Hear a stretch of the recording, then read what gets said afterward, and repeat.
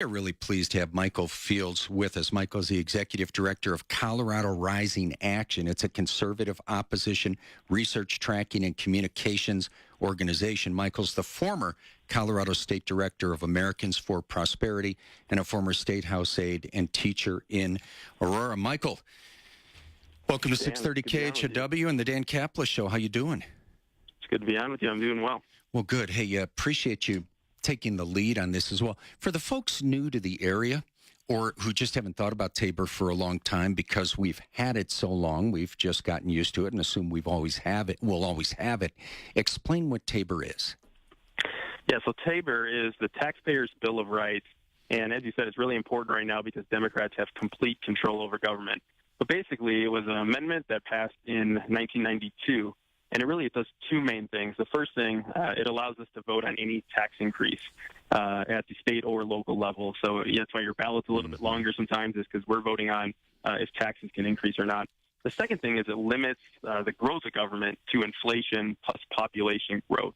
So if it goes beyond that, if revenues go beyond that, we get refunds. So Tabor's refunded over $3 billion to us since 1992. And so what does Colorado look like if the left succeeds and kills Tabor?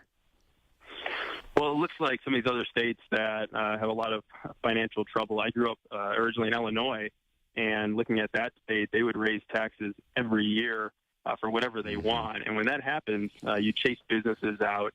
You really put pressure on people in order to pay all these taxes. We're a state that for several years now, the last 6 statewide tax increases have gone down because the people say to government, they say, we want you to be more efficient, more effective with money before we give you more. And a lot of local tax increases end up passing because they're for specific things. They're sunsetted. But statewide, we would look like Illinois or some of these other states that are really in financial trouble. Yeah, how high do you think our state income tax would go? Well, I mean, you look at the different proposals that they've had the last few years. I mean, we, helped defeat Amendment 73 this last year. That was a $1.6 billion a year. And that would have, raised state taxes up to 6% for a lot of, for an average family.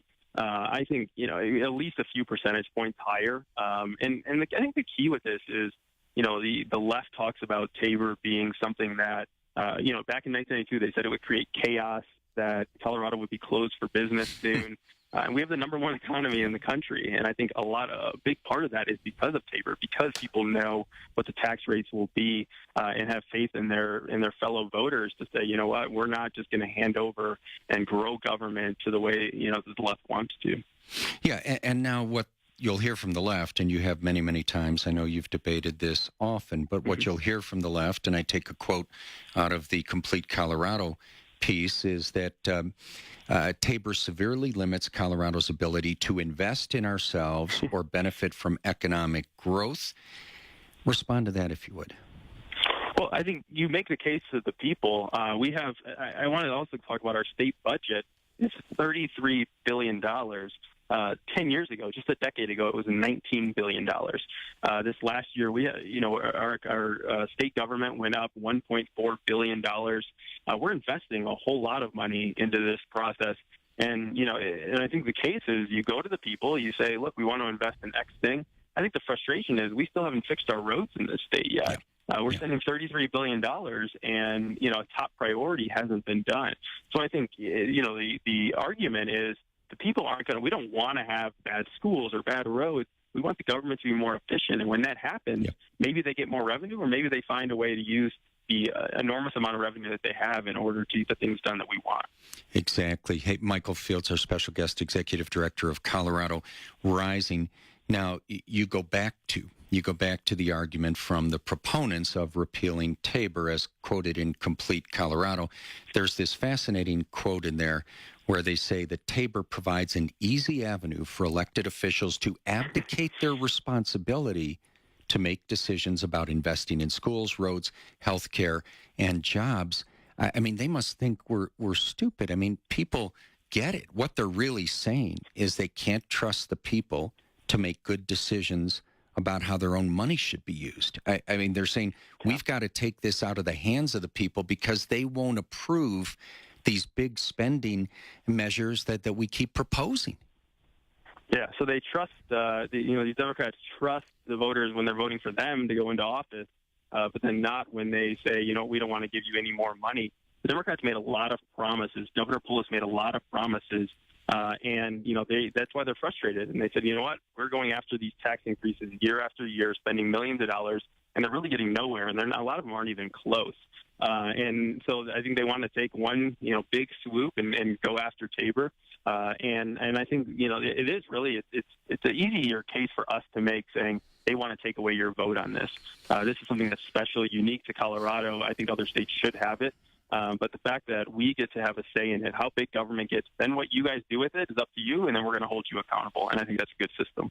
Well, let's assume they have unlimited money to try to kill Tabor. That's a fair assumption, right? I mean, you look at Amendment 64. You and I have never talked about that. I don't know where you're at on it. My only point being 92% of that money came from out of state. Of the pro-marijuana money came from out of state, and they outspent the opposition, what was it, 7-1 or so. My only point being, let's assume that the Kill Tabor folks can print money. What are the chances they win? I don't think they're very good as long as we continue to talk about this. I'm glad that you're talking about it. We did a Tabor Road show with some other organizations in the state, and we're going to continue to do that. I think if you spread the word and really explain it to people, because if they just call it Tabor, they don't call it the Taxpayer Bill of Rights, if they say this is why your teachers don't have money, this is why your roads are crumbling, and there isn't a response, I think that it becomes more likely that it passes. But I think if we get the word out and say, look, we need to spend more money on transportation. We should be paying teachers more, but we're paying too much in administrative costs. If we make the case point by point and say we want you to decide, we trust you as voters, I think that we have a really good shot of beating it. Yeah, it seems like a very hard sell to try to convince people to give up their power. Seems like a very hard sell. So I agree with your premise completely. Michael, how can people help? How can they get in touch with you? So ColoradoRisingAction.org. We're also on Facebook, on Twitter. We're going to be following this, and any way that the legislators are trying to get around Tabor too. But Tabor is going to be a big focus because it is the one stop on big government right now. So appreciate you, talking about this. My pleasure, my friend. Appreciate the time. Look forward to the next conversation. Thanks, Dan. Thank you, Michael. Take care.